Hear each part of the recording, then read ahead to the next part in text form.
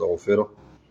ونتوب إليه ونعوذ بالله من شرور أنفسنا وسيئات أعمالنا. من يهده الله فلا مضل له ومن يضلل فلا هادي له، وأشهد أن لا إله إلا الله وحده لا شريك له، وأشهد أن محمدا عبده ورسوله. يا أيها الذين آمنوا اتقوا الله حق تقاته ولا تموتن إلا وأنتم مسلمون. يا أيها الناس اتقوا ربكم الذي خلقكم من نفس واحدة وخلق منها زوجها وبث منهما رجالا كثيرا ونساء، واتقوا الله الذي تساءلون به والأرحام إن الله كان عليكم رقيبا. يا أيها الذين آمنوا اتقوا الله وقولوا قولا سديدا يصلح لكم أعمالكم ويغفر لكم ذنوبكم ومن يطع الله ورسوله فقد فاز فوزا عظيما. وأما بعد فإن أصدق الحديث كتاب الله، وخير الهدي هدي محمد صلى الله عليه وسلم، وشر الأمور محدثاتها، وكل محدثة بدعة، وكل بدعة ضلالة، وكل ضلالة في النار. وبعد، الرحمن على العرش استوى كما أخبر، وعلى الوجه الذي أراد، وبالمعنى الذي قال، وبالكيف الذي هو أعلم. وما قدر الله حق قدره، والأرض جميعا قبضته يوم القيامة، والسماوات مطويات بيمينه سبحانه وتعالى عما يشركون. وقالوا اتخذ الله ولدا، سبحانه بل له ما في السماوات والأرض كل له قانتون. بديع السماوات والأرض وإذا قضى أمرا فإنما يقول له كن فيكون. ليس كمثله شيء وهو السميع البصير. لا تدركه الأبصار وهو يدرك الأبصار وهو اللطيف الخبير. وله المثل الأعلى في السماوات والأرض وهو العزيز الحكيم. وهو الذي في السماء إله وفي الأرض إله، وهو الحكيم العليم. علم ما كان وعلم ما يكون وعلم ما لا يكون لو كان كيف كان يكون. ولا يحيطون به علما، ولا يحيطون بشيء من علمه إلا بما شاء. وسع كرسيه السماوات والأرض ولا يؤوده حفظهما وهو العلي العظيم. فالاستواء معقول، والكيف مجهول، والإيمان به واجب، والسؤال عنه بدعة، ومن الله رسالة، وعلى رسول البلاغ. وبعد، التفسير سورة آل عمران من الآية 12 إلى الآية 13. تفسير الثمين لشيخ محمد بن صالح العثيمين رحمه الله تعالى. الدرس 43 بعد 300. الحمد لله بالموت أم بألتنو كافو كاولي نماندو كبركدا أكا هيرو أنا كنمو أنا كهنو أنا كبنيو أنا كفسمن دياب بلي بولا أنك منو فنو كجري حكلو كجغبولما منو كجا نيو كجتلي أني جتلي كباو ني جتلي كفهم كجتلي ما بسيريا كفو باتو ماتي من نيتي باتو كاكا ني مسار رحمن كلنته كسيريا كفو على كرا محمد صلى الله عليه وسلم akajondo akachidendo ay chila kan lase inafo akakan chugoyam be masa subhanahu wa ta'ala deli kishi ani neme ani tanuli ani bonya ani joro sangoro tale ako kaye amadelika min ɲɔgɔn kɛ danfɛn ka ko anye ana dungew na ka sahabaw ani mɔgɔ tugura ka siratigɛ kɔ ni ɲumanya ye fo ka taa se jɔduma ba fa alhamdulillahi allazi bi ni'matihi tatimmu salihat ma sha Allah la quwwata illa billah. Ambe surat Ali Imran tafsiru la kabo ayat 12 kana ayat 17 karamɔgɔ kɛ min ka tafsiru kitabu b'an bolo o de ye Sheikh Ibn Uthaymin rahimahullahu ta'ala walanda 343 kunu an kun jɔra aya mina o de ye Allah subhanahu wa ta'ala ka kuma ye ba'da a'udhu billahi minash shaitanir rajim qul lil ladzina kafaru satughlabuna wa tuhsharuna ila jahannam wa bi'sal mihad. Muhammadu afɔ kafiri ninnu ye u kibaruya k'a fɔ ko sebe na kɛ aw la, sebe k'aw la diɲɛ in kɔnɔ o dɔrɔn tɛ lahara fɛnɛ aw bɛ na gɛngɛ ka taa jahanamɛ tasuma la. Sigiyɔrɔ tiɲɛna maa min bisimila yɔrɔ kɛra jahanamɛ tasuma ye. Bon ni Ala ko sebe na kɛ kafiriw la, dɔ bɛ se k'a fɔ yali preuve bɛ ye k'a fɔ ko se bɛna kɛ kafiriw la wa wali preuve tɛmɛna k'a fɔ se kɛra kafiriw la wa? Ala b'a yira ka kɔrɔ se kɛra kafiriw la. An ɲɛ bɛ nin se min na kafiriw bolo bi an ka ɲɛnamaya in na, nin bɛna tiɲɛ u bolo don dɔ la ko bɛna yɛlɛma silamɛw ka fan fɛ. Nka a bɛ kɛ anw ka nin wagati in na sawa, a tɛ kɛ anw ka nin wagati in na, o dɔnniya bɛ Ala de bolo, nka ko bɛ laban silamɛw de bolo. Mais ko bɛ laban silamɛw de bolo, mun de y'a to bi a bɛ kafiriw bolo, min y'o kɛ layidu min kan ka se di silamɛw ma, silamɛw ni Ala cɛ silamɛw y'o de tiɲɛ. Jɔyɔrɔ minnu ni limaniya min ni diinɛ tiɲɛtigiya min kan ka sɔrɔ ni silamɛw kan ka se sɔrɔ kafiriw kan, o de tɛ silamɛw bolo bi. O min t'u bolo bi, o ni nin dɛmɛ in man kan. Ka d'a kan dɛmɛ sababu dɔ de b'a kɛ ani jɔyɔrɔ dɔ de b'a kɛ. O jɔyɔrɔ in o tɛ anw bolo bi, an tɛ se kafiriw la. Sini mɔgɔ minnu bɛna se u la, Ala ye minnu fɔ mankutu la, o de tiɲɛ bɛna sɔrɔ olu bolo, o de b'a to olu bɛna se kafiriw la. N'a sɔrɔla an fɛnɛ bolo, tɛmɛnenw ye se sɔrɔ cogo min, an fɛnɛ b'a sɔrɔ. Nka madama ni o mankutu ninnu n'olu tɛ anw bolo, an tɛ se kafiriw la. Nka Ala kɔni y'a jira se bɛna k'u la. Ni Ala de y'a fɔ, fɛn tɛ se k'a bali. O la ka da Ala ka kuma la, o de ye laɲini ye. Ni Ala ye min fɔ, fɛn foyi tɛ se k'o wuli. Ni dar'o la, o b'a cogoya la. I ma da o la, o b'a cogoya la. Ala kɔni ye min fɔ, Ala b'o kɛ, maa tɛ se k'o bali. Bon, Allah subhanahu wa ta'ala a nana aya wɛrɛ tugu a la. An bɛna don min kɔnɔ,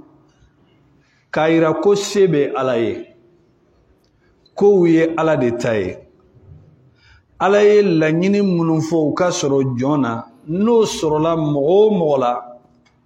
Ala ka se bɛ di i ma, Ala ka dɛmɛ b'i sɔrɔ, i bɛ yɔrɔ o yɔrɔ. O ye mankutuw de ye. A y'a kɛ fɔlɔ mɔgɔw ye, i bɛ olu ka histoire n'u ka tariku kalan. U ka baara kun ye mun ye diinɛ la, u ka kɛcogoya n'u ka jɔyɔrɔ kun ye mun ye diinɛ la. Ni fɛnɛ jɔyɔrɔ kɛra o ɲɔgɔnna ye, siga foyi t'a la, Ala ka dɛmɛ a bɛ s'i ma. A bɛ s'i ma, ka d'a kan mankutuw de don. Dɔnnikɛlaw b'a fɔ, ni fɛn fɛn gulonna mankutu min na, o kɔrɔ o fɛn masina tɛ sɔrɔ ni o mankutu tɛ. O fɛn masina tɛ sɔrɔ ni o mankutu tɛ. O fɛn masina bɛ fanga sɔrɔ ni o mankutu cayali fanga ye. O fɛn masina bɛ dɔgɔya ni o fɛn masina mankutu dɔgɔyali ye i n'a fɔ Allah subhanahu wa ta'ala ko kuranɛ kɔnɔ inna Allaha yudafi'u 'anil ladhina amanu Ala bɛ muminun défense ta ni ye muminin bɛɛ ye nka défense tɛ kelen ye Sheikhul Islam Ibn Taymiyyah rahimahullahu ta'ala a ko mumini Ala b'i défense ta i ka limaniya degré de la i ka limaniya bɛ hakɛ min na i ka défense bɛ ta ka se o hakɛ de la ni limaniya n'a fanga ka bon siga foyi t'a la i ka défense fanga ka bon ni limaniya n'a ka dɔgɔ siga foyi t'a la i ka défense fanga bɛ dɔgɔya o kɔrɔ tɛ k'a fɔ ko fanga tɛ Ala la dɛ ayi Ala b'i la baara ɲɔgɔnya i ka ko hakɛ de la a b'i la baara ɲɔgɔnya i ka ko hakɛ de la izan o la ni aya in na a ko qad kana lakum wallahi haqiqa la dɛ a kɛra aw ye ayatun tamasiyɛn min ni a bangelen don wali a kɛra aw ye kabako la tamasiyɛn na min n'a bangelen don fi fi'atayni iltaqata jamakulu fila u ye ɲɔgɔn kunbɛn kɛlɛ la nka kafiri fila bɛ se ka ɲɔgɔn kunbɛn o tɛ nka nin yɔrɔ la a kan bɛ silamɛw ka jamakulu ani kafiriw ka jamakulu u ye ɲɔgɔn kunbɛn mun kosɔn kɛlɛ fi'atun tuqatilu fi sabilillah y'a ye Ala ko jamakulu olu bɛ kɛlɛ kɛ Ala ka sira la bon n balimaw Ala ka jɔn dɛmɛ a problème filɛ yan de jɔn si tɛ Ala ka dɛmɛ sɔrɔ ko saba de bɛ yen fo a ka sɔrɔ olu dafalen ka sɔrɔ i bolo aw kɛra jamakulu ye o i kɛra i kelen ye o ni nin condition saba ninnu dafara i bolo Ala b'i dɛmɛ a ko fi sabilillah o kɔrɔ kɛlɛ o kɛlɛ tɛ fi sabilillah ye Ala sen t'a la Ala bɛ sen don fɛn min na min bɛ kɛ ale Ala kosɔn Ala bɛ kɛlɛ kɛ o de la Ala bɛ dɛmɛ kɛ o de la Ala bɛ défense kɛ o de la mais fɛn fɛn tɛ kɛ Ala kosɔn Ala t'a la Ala b'a to aw yɛrɛ dama de ni ɲɔgɔn cɛ ni fanga bɛ min na min ka fɛɛrɛ ka ca ka tɛmɛ min kan o de bɛ gagner Ala kɛlɛ tɛ dɛ ni Ala kɛlɛ kɔni don a ko fi sabilillah bon fi sabilillah a bɛ tali kɛ fɛn saba la fɛn fɔlɔ fɔlɔ ikhlasun niyya lillahi ka ŋaniya jɛya Ala ye i bɛ ko min na tɔgɔ ɲini tɛ yɛrɛ ko kɛlɛ tɛ nafolo ko kɛlɛ tɛ défense ko kɛlɛ tɛ i ka kɛlɛ kɛ kun ye Ala yɛrɛ de kosɔn o kɔrɔ kɛlɛ min n'i bɛ a la i b'a la Ala de kosɔn walasa Ala ka diinɛ de ka dɛmɛ u nana u ye Alakira ɲininka sallallahu alaihi wasallam ara'ayta ar-rajula yuqatilu shaja'a wa yuqatilu hamiyya wa yuqatilu liyura makanahu u ye Ala ka ciden ɲininka sallallahu alaihi wasallam an kibariyaw mɔgɔ min n'a bɛ kɛlɛ kɛ cɛfarinya kosɔn wali mɔgɔ min n'a bɛ kɛlɛ kɛ défense kosɔn wali mɔgɔ min n'a bɛ kɛlɛ kɛ walasa a place de ka ye ayyuhum fi sabilillah nunu mɔgɔ saba la jɔn de bɛ Ala ka sira la Alakira ko sallallahu alaihi wasallam allazi qatala litakuna kalimatullahi hiya al-ulya maa min de ye kɛlɛ kɛ ninnu na pour que Ala ka kumakan ka kɔrɔtan Ala ka diinɛ ka dɛmɛ o dɔrɔn de bɛ Ala ka sira la sinon ninnu tɔ si t'a la bon nin kɔrɔ tɛ koni mogo nana baga ima ka bika kiki sigi ki bolo da isenga ko ala kelete konte wuli ayi sharia ba wajibiye ka iki yɛrɛ défense ta iki ka denbaya défense ta ni ma bena bi ka i ka nafolo la ni tora la ka i to yɛrɛ défense tali la i bɛ fara seedu su kan ka da ka kuma ninnu ma walawala dɔ bɛ taa jateminɛ k'a kɛ ko dɔ ye ka sɔrɔ a tɛ o ye fɛn dɔw fin cogo ye kelen ye u manamana cogo tɛ kelen ye naam a ko o la fo baara in ka kɛ ala kosɔn filanan an yakuna muwafaqan fihi amrullah a k'a sɔrɔ i bɛ kɛlɛ kɛ ko min na ko in bɛnnen don ala ka sariya ma ni denko kɛlɛ tɛ intérêt kɛlɛ tɛ tɔɲɔni kɛlɛ yɛrɛ fɛnɛ tɛ kɛlɛ min n'i b'a la a k'a sɔrɔ i bagalen tɛ mɔgɔ ma dɛ an bɛ ka minnu fɔ ala ka dɛmɛ pour que a ka se k'i sɔrɔ an ko fɔlɔfɔlɔ a k'a sɔrɔ ko in yɛrɛ ye ala ko ye filanan a k'a sɔrɔ i bɛ kɛlɛ la ko min na ani sariya bɛ bɛn a kana sɔrɔ e de bɛ ka yaada ka baga mɔgɔ ma n'i y'o kɛ i tɛ se sɔrɔ Sheikh Ibn Uzaymin rahimahullah ta'ala ko misaliya dɔ ye mun ye sisan a k'a sɔrɔ silamɛw ni kafiriw an ye layidu ta ɲɔgɔn ye ko dɔ la k'an tɛ ɲɔgɔn kɛlɛ o layidu in silamɛya sira la o layidu in kan ka dafa ni kafiriw ma baga an ma k'an kɛlɛ a haramuyalen don silamɛw ka kɛlɛ daminɛ kafiriw la fɔlɔ an layidu ta k'a siɲɛ ni ɲɔgɔn cɛ ni san hakɛ na a tɛ an kɛlɛ an fɛnɛ ka kɛlɛ tɛ se aw ma mɔgɔ min bɛ an kɛlɛ aw t'o dɛmɛ mɔgɔ min fɛnɛ b'aw kɛlɛ an fɛnɛ ka dɛmɛ tɛ se a ma layidu don wa layidu tɛ ni nin siɲɛra silamɛ ka layidu kan ka dafa ni silamɛw bɔra nin layiduw kɔrɔ ka baga kafiriw ma o tɛ fi sabilillahi la dɛ silamɛw don dɛ nka u bɛ kɛlɛ min na ala kota kɛlɛ don ka d'a kan ala y'a fɔ kuranɛ kɔnɔ famastaqamu lakum fastaqimu lahum inna allaha yuhibbul muttaqin aw ye layidu min ta ni kafiriw y'u ka layidu bɔ a sira ma aw silamɛw fɛnɛ k'aw ka ko bɔ a sira ma ala bɛ ala ɲɛsiranya jɔnw kanu nka kafiriw ma baga aw ma aw wulila ka kɛlɛ kɛ ala tɛ aw dɛmɛ ala tɛ aw dɛmɛ wali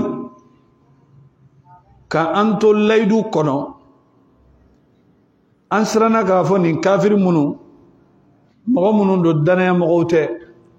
an ye layidu ta sisan ko san 10 ka contrat dɔ kɛ an ni ɲɔgɔn cɛ mais an nana ye u ka lamaga cogow la nin kafiri ninnu tɛ danaya mɔgɔw ye n'an ye nin layidu to sini u bɛna an jigi janfa kɔnɔ min ka jugu an b'u kɛlɛ wa ayi an t'u kɛlɛ dɛ an bɛ mun kɛ an bɛ ci de bila u ma an kun ye contrat min signé an ye layidu min ta layidu t'an cɛ tɛ layidu t'an ni ɲɔgɔn cɛ tuguni ka girin dɔrɔn e sigara janfa la ka girin ka taa bagaw ma ka sɔrɔ i ma fɛn f'u ye silamɛ t'o baara mɔdɛli kɛ ayi ko dɔw de bɛ silamɛya tɛ sɔn olu ma ka d'a kan ala ka diinɛ de don ni ala ye diinɛ bila a bɛ sariyaw de bila sariya min ni maa tɛ se ka sɔgɔbɛli yɔrɔ ni defo fɔ yɔrɔ sɔrɔ ala ma o tɛ se ka kɛ silamɛya tɛ jitɔ diinɛ ye fugariya diinɛ tɛ ka wuli ka taa bin mɔgɔ kan ten ayi silamɛya t'o kɛ n'a bɛ kɛ condition de b'a la olu bɛ f'i ye condition ninnu ni m'u bɔ a sira ma silamɛya kan ka min kɛ a b'o kɛ o ye condition jolina ye an ko filanan an ko fɔlɔ ye mun ye filanan ye mun ye a ka sɔrɔ min ni sariya bɛ taa ɲɔgɔn fɛ donc n'i bɛ sira la ni ala kota sira don o kɔrɔ a tɛ ɲɛ bon o de la an bɛ kɛlɛ ninnu caman ye dugukolo kɔ kan bi n'i y'a ye juifs ni palestiniens ka kɛlɛ mɛnnen don fo ka taa se bi ma Ala ko kɛlɛ tɛ dɛ Ala ko kɛlɛ tɛ dugukolo ko kɛlɛ don ani intérêt ko kɛlɛ don n'a nana o yɔrɔ la c'est le plus fort qui gagne Ala t'i sen don a la mais n'a y'a sɔrɔ silamɛw kun wulila ko misiri min minɛlen don kafiriw bolo n'o ye Jérusalem n'o ye Baitul Maqdis ye k'a fɔ ko se tɛ kɛ o de ma kɛlɛ bɛ kɛ ko k'o de minɛ i bɛ Ala ye a bɛ kabako kɛ sisan parce que o ye Ala ka ko ye n'i kɔni wulila k'i jɔ Ala ye i tɛ fanga minɛ mɔgɔ bolo i tɛ défense minɛ mɔgɔ bolo e jigi dalen bɛ Ala de kan hali ni dugukolo mɔgɔ bɛɛ jɔr'i ɲɛ o tɛ se parce que ni min bɛ ɲɔgɔn fɛ mɔgɔ tɛ se a la n'a y'a sɔrɔ kɛlɛ tɛ Ala ko kɛlɛ ye a bɛ ɲɔgɔn na dɛ o de la kɛlɛ fɛn fɛn bɛ bun a kuma bɛ caya Ala ko de tɛ Ala ko o ye wagati ko ye ni silamɛ minnu bɛ ka kɛlɛ kɛ Ala ko la parce que Ala bɛ dusukun dɔn minnu bɛ kɛlɛ kɛ ale kama ni minnu tɛ kɛlɛ kɛ ale kama n'i y'a yɛlɛma k'a bɔ Ala ko la dɔrɔn Ala yɛrɛ bɛ sira tiɲɛ yɔrɔnin kelen a bɛ sira tiɲɛ yɔrɔnin kelen mɔgɔ tɛ o la dɛ o ye bɛɛ de ye sabanan an tajtaniba fihi maharim Allah n'i bɛ Ala ka sira la n'i bɛ fɛ Ala k'i dɛmɛ Ala ye fɛn minnu haramiya i k'i yɛrɛ yɔrɔ ma janya ka bɔ olu la k'i to Ala kota kɔnɔ i ni Ala ka dɛmɛ man kan i tɛ se ka dɛmɛ sɔrɔ i tɛ se Ala t'a k'i ye bon n'i y'a jateminɛ bi silamɛw an cogobalen don Ala kota minnu kɔnɔna la an tɛ se ka Ala ka dɛmɛ sɔrɔ an tɛ se ka Ala ka dɛmɛ sɔrɔ fo Ala kota ninnu de ka bɔ yen an ka tuubi ka segin ka na Allah subhanahu wa ta'ala ma o la se bɛ di an ma dɛmɛ bɛ sɔrɔ Ala tɛ Ala kotabaga dɛmɛ dɛ o de la Umar ibn Khattab radiyallahu ta'ala anhu n'a bɛ maaw ci ka taa kɛlɛkɛyɔrɔ la a bɛ mun de f'u ɲɛna innani ayyuhal jaysh la akhafu alaykum min kasratil jaysh ne tɛ sira aw kan k'a fɔ ko aw jugu k'olu ka ca walakinni akhsha alaykum al-ma'siyah ne bɛ siran min ɲɛ aw ka ko la o ye Ala kota de ye aw k'a dɔn k'a fɔ k'aw bɛ ka se minnu sɔrɔ kafiri ninnu kan aw ka caya tɛ dɛ aw bɛ Ala ko min na o de bɛ k'a to aw bɛ ka se u la o Ala ko in n'a y'o yɛlɛma k'o kɛ Ala kota ye don o don Ala b'a labila e m'a ye o de don sahabaw radiyallahu ta'ala anhum alakira yɛrɛ bɛ ka fara jamakulu min kan kɛlɛ daminɛ u ye se sɔrɔ parce que kɛlɛ daminɛ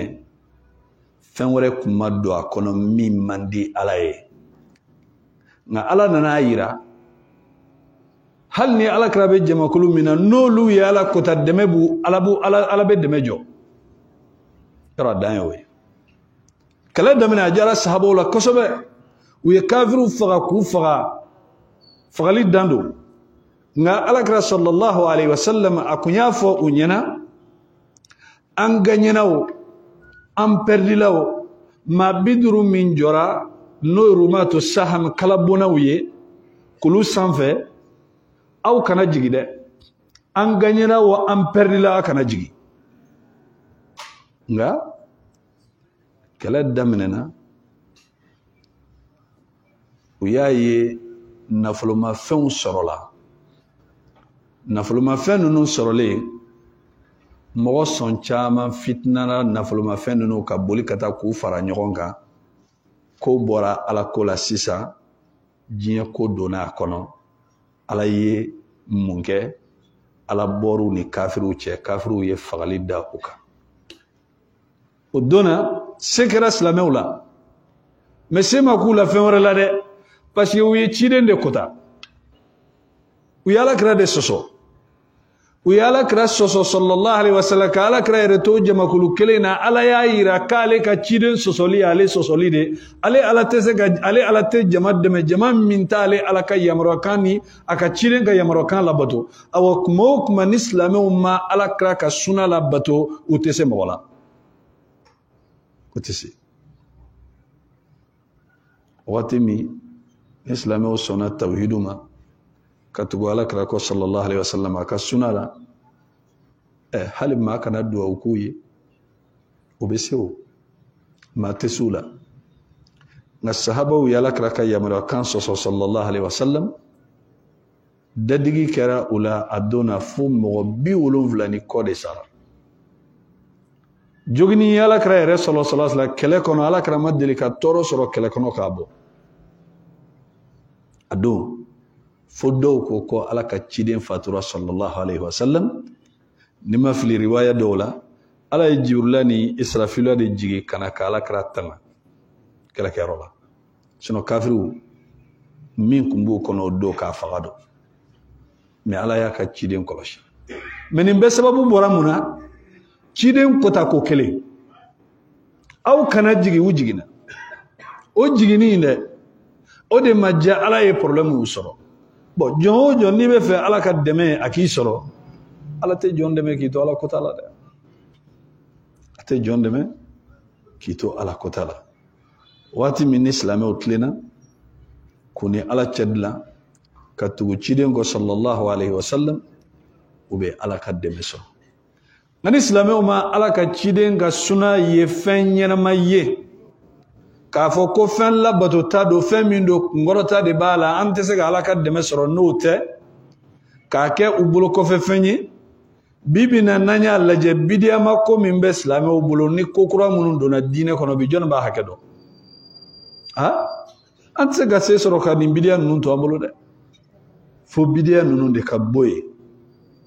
min kadi alaye o kake tuguli kake chide nga suna yere nyuma no fe sallallahu alaihi wasallam o wakati la ni islami o mago be deme la halu kana fo ya Allah ala bu deme izen ango fen joli do saba ay folo e muy akake ala kele kake ala ko so flana akake sharia sira akake fenye femi ni ala sonendo ama sabana ka yoro majje akabo ala kotala nini sabad dafara deme beso ni sabad nunu mbambolo biwa ay kumage ateyo nunu chenendo boni nunu chenendo deme te sekana de ni nunu chenendo deme te sekana parce que ibe deme nyini de nini deme kaka ebe kafiru kele mune koso ni nyini ga kibe kafiru kele mune koso ibe mfo ukala kuta kacha otewa eredu bo yene ka kafiru kele folo mimbe ni ala chewo nyana bo no nyana bora ete ala ka bara foy ala ba do abe mike mi onde kanga do ambe mike nanya do ambe mike koke wallahi anta siraira alala idan aqula wa ukhra kafira jama kulu tokle o ye kafiru ye ubena sisa yarawnahum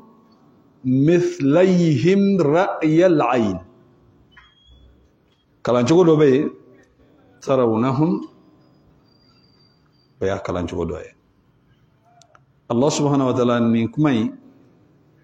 تفسير تيغو دوكو يرونهم مثليهم دوكو كود دميرو كوكماي نو اي برونون بيرسونيلي ابي سيغينغانا مؤمنوما دوكو اي ابي سيغينغانا kafiruma bo kuma yi amana ka fenfen Allah subhanahu wa ta'ala abe mira nanya laje qur'ane kono wa iz yurikumuhum iz iltaqaytum fi a'yunikum qalilan wa yuqallilukum fi a'yunihim liyaqdi Allahu amran kana maf'ula wa ila Allahi turja'ul umur. Donc silamɛw ni kafiru o kelen ka ɲɔgɔn bɛ ɲɔgɔn ya ka kafiru ninnu tɔ la siran Ala ye silamɛw kɛ jɛkulu fila ye k'u caya kafiruw de ɲɛkɔrɔ mais yecogo yɛrɛ hakika la Ala y'u cayali min kɛ u ɲɛkɔrɔ u jate ma s'o ma a ma s'o ma donc nin ye misaliya de ye ni Ala bɛ fɛ k'a fɔ ka mumini jafarinya k'a yira la ni bɛ ale Ala ka sira kan ni Ala de kɔni ye layidu ta ko aw bɛ se i bɛ se wa i tɛ se i bɛ se en condition an ye fɛn saba minnu fɔ olu dafalen ka k'i bolo bon Allah subhanahu wa ta'ala a bɛ silamɛw minɛ k'u caya kafiruw ɲɛkɔnɔ k'u doubler k'u kɛ jamaba ye n'o kɛra u bɛ siran o tɛ siran u bɛ siran ni siranna kɛlɛ la ka ban se kɛr'i la wa se ma k'i la se kɛr'i la mais jɔnni bɛ se ka nin kɛ Ala k'a yira k'a fɔ ko Allah subhanahu wa ta'ala de bɛ se k'a ka jɔn dɛmɛ ka d'a kan mɔgɔ ka n'i jigi da caya kan i ka n'i jigi da fɛnɛ ko k'a fɔ ninnu ka dɔgɔ ko ninnu kɔni an bɛ ninnu ɲimi kabini sɔgɔma ayi caya tɛ kɛlɛ kɛ dɔgɔya yɛrɛ fɛnɛ tɛ kɛlɛ kɛ kɛlɛ yɛrɛ secret belebeleba ye Ala ko de ye kɛlɛ secret min b'a la Ala ko de don ni Ala bɛ yen kafiruw tɛ se silamɛw la Yusha bun Nun parce que ni mɔgɔ bɛ Ala kɛlɛ la ni silamɛ bɛ Ala kɛlɛ la n'a dalen don a yɛrɛ la ko tiɲɛ yɛrɛ la k'a bɛ Ala kɛlɛ de la sarti minnu fɔra olu dafara ale mana ka sababu kɛ n'a dɛsɛra n'a nan'i jɔ yirisun kɔrɔ n'a mako bɛ fɛn min na ni yiri in kan k'a dɛmɛ Ala ko la a dan ye dɔrɔn k'a fɔ n'a y'a sɔrɔ ne kɔni bɛ ka kɛlɛ de kɛ Ala kosɔn ne ka kalabiɲɛ banna n ka bamuru a tigɛra yiri n'a y'a sɔrɔ e fɛnɛ bɛ yan nɔ k'a fɔ ne bɛ ka kɛlɛ kɛ Ala ko de kosɔn ne mago bɛ fɛn min na i ko ɲɛnabɔ sisan a dan ye dɔrɔn k'a fɔ Ala ye wallahi a mago bɛ min na n'a ko yiribolo ninnu ka yɛlɛma ka kɛ kalabiɲɛ ye o bɛ kɛ kalabiɲɛ ye foyi tɛ se k'a bali parce que o ye Ala ka ko de ye walillahi junudu samawati wal ardi Ala ko fɛn fɛn bɛ sanfɛ ani fɛn fɛn bɛ duguma a bɛɛ y'ale Ala ka soldaw de ye ou bien ale Ala ka yamarakan de ye Yusha bun Nun alayhi salam k'a to Baitul Maqdisi kɛlɛ la o bɛna Baitul Maqdisi dayɛlɛ a bɛnna jumadon ma tile bɛna bi ni tile binna sibiri don juifuw o y'u ka lafiya bɔ don ye kɛlɛ tɛ se ka kɛ u bɛ kɛlɛ jɔ n'u dun ye kɛlɛ jɔ juguw bɛna fanga sɔrɔ o tɛ se ka don Baitul Maqdis a ye mun kɛ a ye tile lajɛ a ko tile ma anti ma'mura e tile i yamaralen de don i bɛ ka boli ni Ala ka yamarakan de ne fana bɛ baara min na n bɛ Ala ka ko de la koyi awa i bɛ yɔrɔ min na i jɔ dɛ kana bi tile jɔra fo n ka tila ni n ma tila kana bi a kumara tile fɛ de a ko e yamaralen don i bɛ Ala ka yamarakan de kɔnɔ ne fana filɛ nin bɛ Ala ko kɛlɛ de la ni nkalon don tile b'a lamɛn wa est-ce que tile bɛ se k'i jɔ a yɛrɛ ma de jɔn ye tile lajɔ Ala de y'a lajɔ parce que a b'a dɔn k'a fɔ k'a bɛ sira min kan nkalon t'a la namara t'a la a kumara tile fɛ Ala y'a kɛ tile y'a ka kuma laminɛ bonya kosɔn parce que a bɛ Ala ko kɛlɛ de la tile y'i jɔ a ye kɛlɛ kɛ ka kɛlɛ kɛ ka kɛlɛ kɛ ka kɛlɛ kɛ a ye Baitul Maqdisi minɛ wagati min ka sɔrɔ ka don tile sɔrɔla ka bin tile y'a ka yamarakan mɛn i n'a fɔ kunu an tɛmɛna a la hadisa la cogo min yiri bɛ kuma silamɛw fɛ farakurun bɛ kuma silamɛw fɛ ninnu bɛɛ b'u dɛmɛ kɛlɛ la mun na parce que u sɔnnen don Ala de ye u tɛ ko wɛrɛ la u bɛ Ala ko de la ni fɛn wɛrɛ b'i bolo ni ala ko tɛ i tɛ se dɛ Allah subhanahu wa ta'ala ko yarawnahum mithlayhim ra'yal ayn u b'u ye ɲɛna yeli la i n'a fɔ u ɲɔgɔnna fila jɔnni bɛ se ka fɛn kelen kɛ mɔgɔ ɲɛkɔrɔ fila tan ye ni ala tɛ ala de bɛ se parce que ɲɛ ninnu bɛ ala de bolo n'a ye ala ja an bɛɛ sigilen don yan mɔgɔ kelen bɛ yan a bɛ se ka fɛn dɔ yira o la o ɲɛ b'a la fɛn dogolen don mais mɔgɔ tɔw tɛ se k'a ye i bɛ mɔgɔw wele ko a filɛ dɛ o tɛ se o ye ala ka ko de o de la sahabakɛ Sa'ad bin Rabi'a radiyallahu ta'ala anhu o di kɛlɛ don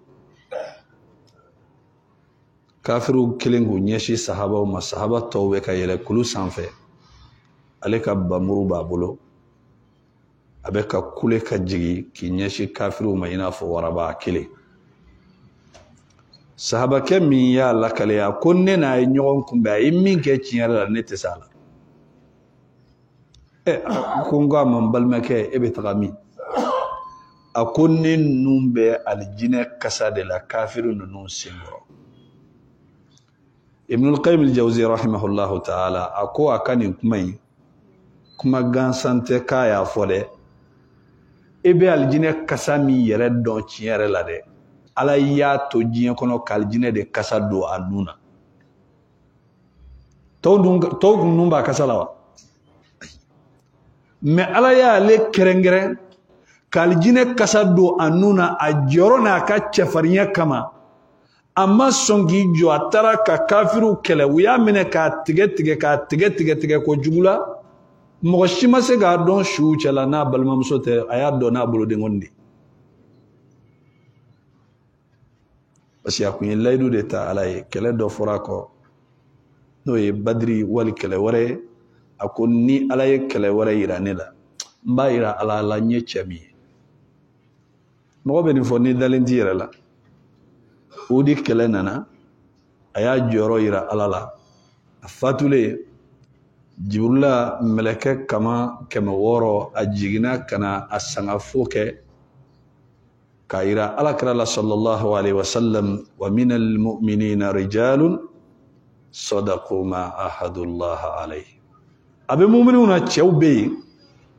minnu u ye layidu min ta ala ye u y'a bɔ a sira ma parce que a ko ni kɛlɛ wɛrɛ y'a sɔrɔ a b'a yira ala la a ye min ye fa minhum man qada nahbahu wa minhum man yantazir a b'u la min ye u ka wagatiw tɛmɛ dɔw wɛrɛ sigilen bɛ u bɛ k'u ka wagati ma kɔnɔ wa ma baddalu tabdila u ma yɛlɛmali foyi don u ka kow la dɛmɛ bɛ jɔnni yɔrɔ a bɛ bɔ ala de yɔrɔ a ko o la wallahu yu'ayyidu bi nasrihi man yasha Allah subhanahu wa ta'ala a bɛ fanga de di mɔgɔ ma ka mɔgɔ de dɛmɛ n'a ka dɛmɛ ye ala bɛ fanga de di mɔgɔ ma n'a ka dɛmɛ ye maa min ni ani dɛmɛ ka kan ni ala ka jɛn ye man yasha'u bi hikmatihi ala b'a dɔn mɔgɔ min ni dɛmɛ ka kan n'a kan ka o dɛmɛ bɛ bɔ ala de yɔrɔ o b'a yira k'a fɔ ko adamaden tɛ décider ala ka kow la ala de b'a dɔn mɔgɔ min ni dɛmɛ ka kan ala de b'a dɔn mɔgɔ min fɛnɛ ni dɛmɛ man kan mais a bila i kun na ko dɛmɛ tɛ se ka bɔ mɔgɔw fan fɛ dɛ ala kelen pe dɛmɛ bɛ se ka bɔ ala de yɔrɔ wa ma nasru illa min indillah dɛmɛ tɛ bɔ yɔrɔ si fo ala fɛ ni min ye nin faamuya i b'a dɔn k'a fɔ ko ninnu bɛ ala de bolo ni kow bɛ ala bolo jɔn b'i dulo jɔn na i b'i sɛmɛ ala de la iyyaka na'budu wa iyyaka nasta'in ala an bɛ dɛmɛ ɲini e de fɛ ala an bɛ e kelen de bato an tɛ dɛmɛ ɲini fɛn wɛrɛ fɛ ni e Allah subhanahu wa ta'ala yɛrɛ tɛ o la a ko inna fi dhalik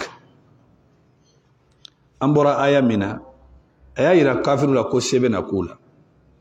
ni aya in na ala y'a yira k'ale bɛ mɔgɔ dɛmɛ mɔgɔ min ka d'a ye a ye muminun dɛmɛ kafiriw kan ghazwatu badr ala ye dɛmɛ di alakira ma sallallahu alaihi wasallam ni mɛlɛkɛw ye ghazwatul ahzab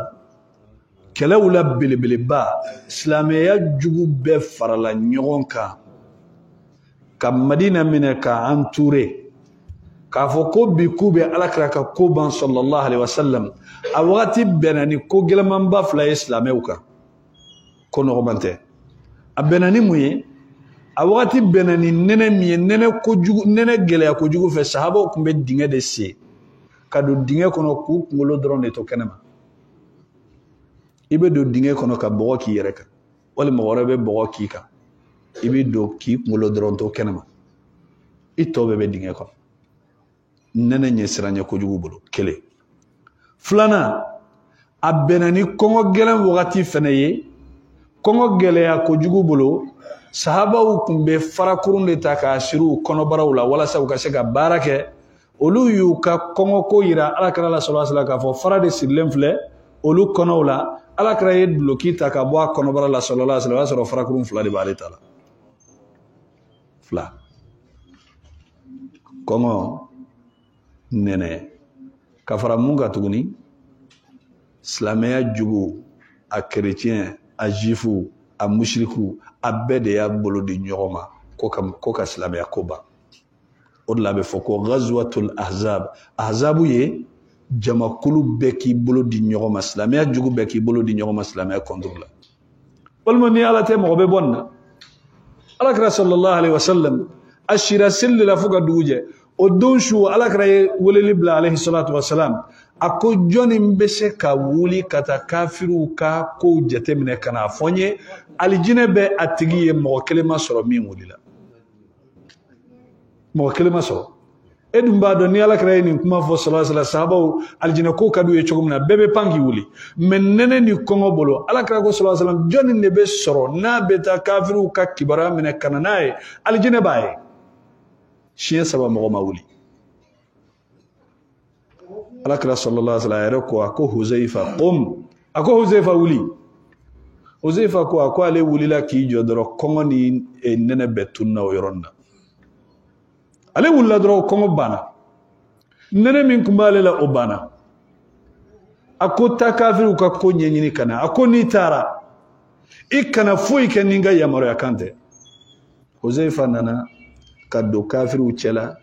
o wagati y'a sɔrɔ Abu Sufyan ma silamɛ ale de ye ɲɛmɔgɔ ye a nan'i sigi a ɲɛ bɛ Abu Sufyan na fɛn foyi ma to ale b'u cɛla nka u t'a dɔn a y'i bolo kɛ a ka kalabiɲɛ na ta k'a b'a bɔ pour que ka Abu Sufyan faga ko ninnu ka ban a miirila a ko alakira ko sallallahu alaihi wasallam kana foyi kɛ n'a ka yamaruya kan tɛ a y'a to yen n'anw don an bɛ mun kɛ an b'a faga ka tɔgɔ ɲini mais sahabaw tɛ tɔgɔ ɲini n'a ye dɛ alakira ko a kana foyi kɛ n'ale ka yamaruya kan tɛ alakira labatoli ka gɛlɛ u ma ni ko bɛɛ a ye kalabiɲɛ sigi a nɔ la a taara kibaruyaw minɛ ka na n'a ye a nalen a y'i da ka sunɔgɔ nɛnɛ tun b'a la alakira y'a ka fini fankelen ta a y'a biri a la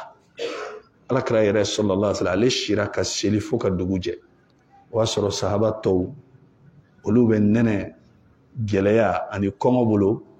donc alakira sira seli la ala ye mɛlɛkɛw lajigi ka fiɲɛba dɔ wuli fiɲɛ min n'a bɛna k'u ka tantanw bɔgɔti k'a fili ka siran bila u dusukun na u ye kɛnɛ bila yen dugu ka jɛ